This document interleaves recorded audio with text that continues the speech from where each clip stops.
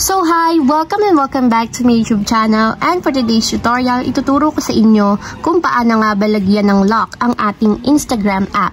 But first, kindly subscribe to my channel and don't forget to hit the subscribe button and the bell to notify you for my new updates. And if you want to learn more, just keep on watching and let's start.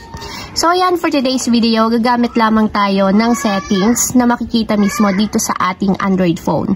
So guys, take note, applicable lang to sa mga Android phone users, and ituturo ko lang sa inyo kung paano nga ba maglagay ng lock sa ating Instagram. So i-open lang natin yung ating settings. And then dito sa settings, unang-una natin pupuntahan is yung search bar para mas mabilis nating makita yung ating hahanapin. So dito sa search bar, isi-search lang natin is yung app lock.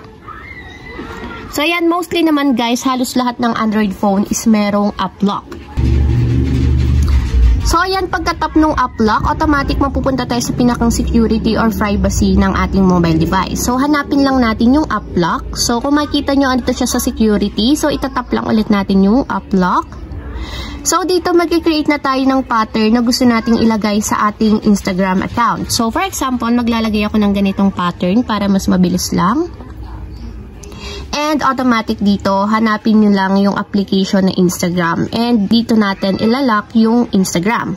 So ayan, ito yung Instagram. And kung makikita nyo, meron siyang button na unlock. So ang gagawin lang natin para ma-unlock siya is itatap natin itong lock button, katulad nito. And kung mapapansin nyo, nakakulay blue na siya and nakalock na. So ibig sabihin, naka-enable na yung app lock natin dito sa Instagram. So i-check natin yung ating Instagram kung naka-enable na nga ba. So mag-open ako ng aking Instagram app.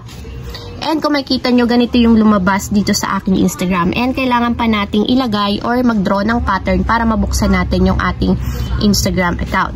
So, ayun lang guys, ganun lang kasimple kung paano nga ba mag-lock ng ating Instagram app nang hindi gumagamit ng kahit anong application. So, ayun lang, ganun lang kasimple. If you have a question, kindly comment down below and don't forget to hit the subscribe button and the bell to notify you for my new updates. And thank you for watching! Living life every day, late at night, not okay.